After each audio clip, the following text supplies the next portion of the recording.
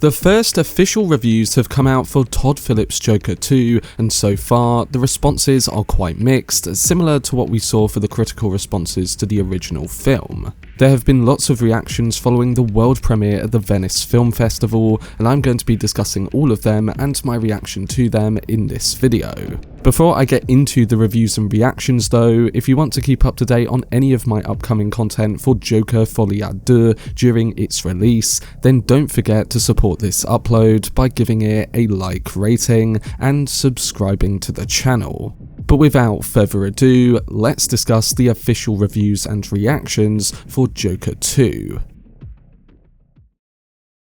So Todd Phillips' Joker sequel has finally been shown, and the first reviews have been posted online following a screening at the Venice Film Festival. And based on everything that's been said, it sounds like the movie is receiving responses that remind us of the reactions to the first Joker film, where some critics absolutely loved it and others didn't. Even so, the first film managed to rake in $1 billion globally, with Joaquin Phoenix's standout performance earning him accolades and an Academy Award for Best Actor, and general audiences responding with significantly higher ratings than the critics. Now, there was also a lot of controversy that came with the reviews to that first Joker film, with some critics saying that the film could inspire people to reenact what was seen in the movie. And of course, they were completely wrong about that, and the other political issues they brought into their reviews completely missing the mark. While I haven't seen Joker 2, and while I don't know if that's the issue once again with this installment, I wouldn't be surprised if it was. So I'd keep that in mind when it comes to these first reviews.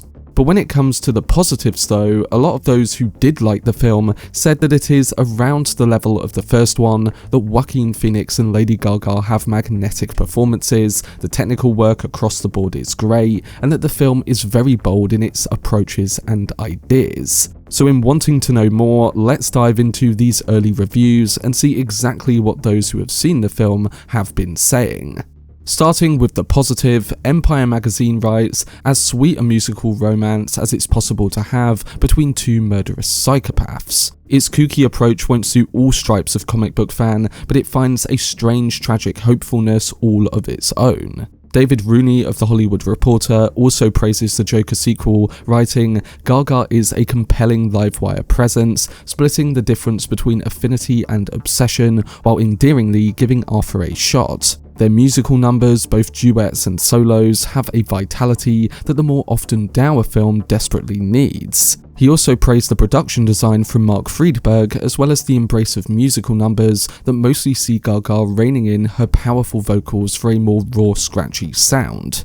Deadline also writes, "Phillips likely could not have foretold the explosion of the musical form in unexpected ways this season, but with The End, Better Man, Emilia Perez, and Piece by Piece all exciting film circuit audiences over the weekend, it is clear the genre is igniting a new era of innovation." Phillips, with today's world premiere at the Venice Film Festival, where the 2019 Joker took home the Golden Lion, has added his own voice to its evolution. With song, dance, comedy, darkness, animation, drama, violence and more, this is a musical, if it even is a musical, like no other.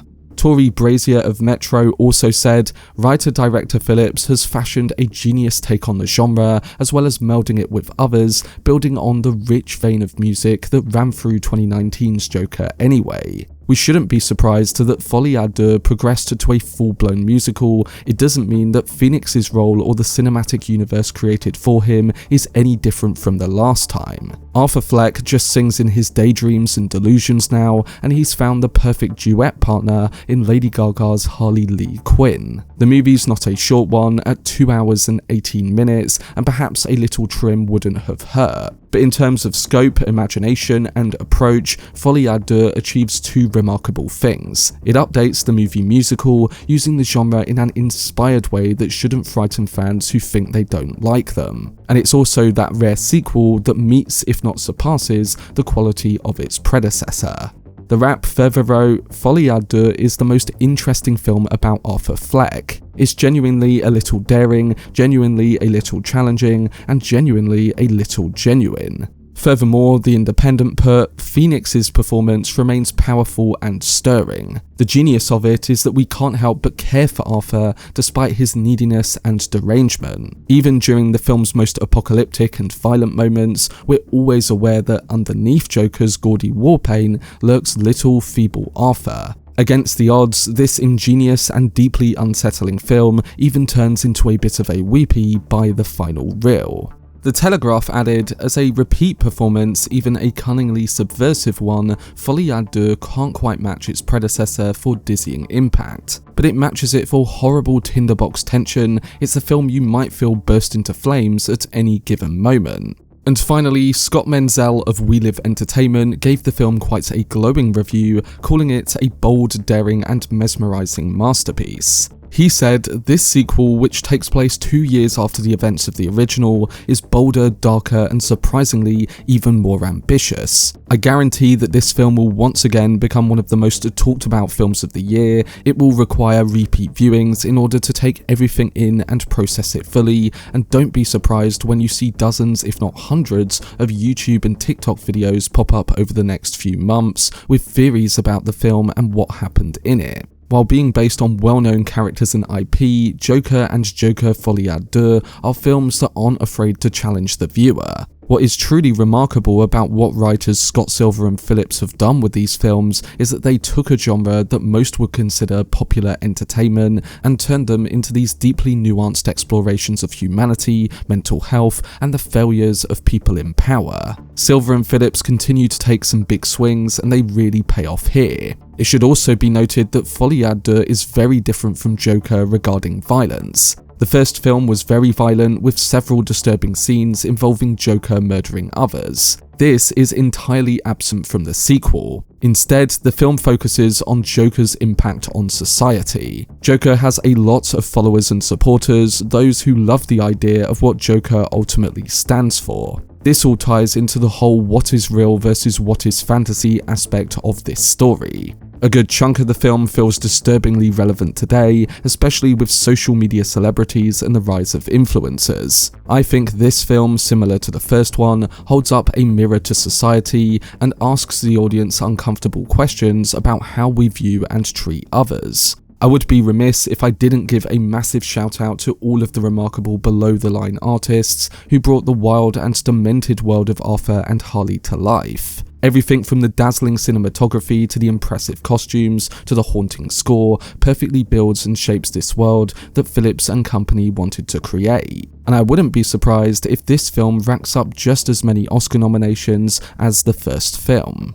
Coming now to the more negative side of the reviews, it seems that a few reviewers found it quite boring. And to be honest, if we compare it to the first Joker, it's understandable that critics who didn't like that film don't like this one too. While praising the film in certain regards, Rooney of The Hollywood Reporter also labelled the film as dull and questioned the ending, while giving some notably big spoilers. Of course, I won't be repeating those spoilers here. Vanity Fair critic Richard Lawson further writes that the film is startlingly dull, a pointless procedural that seems to disdain its audience. While the BBC said, depending on how you look at it, this demythologizing exercise is either daring or it's irritatingly smug, but it's definitely not much fun. Among the most negative reviews of the movie comes from IndieWire critic David Ehrlich, who said, "It's boring, flat, and such a criminal waste of Lady Gaga that we should demand a public hearing. Folie à Deux tries and fails to make a point of our own frustrations with it. Philip struggles to find a shape for his story without having a Scorsese classic to use as a template, and while a certain degree of narrative torpor might serve Folie à Deux on a conceptual level,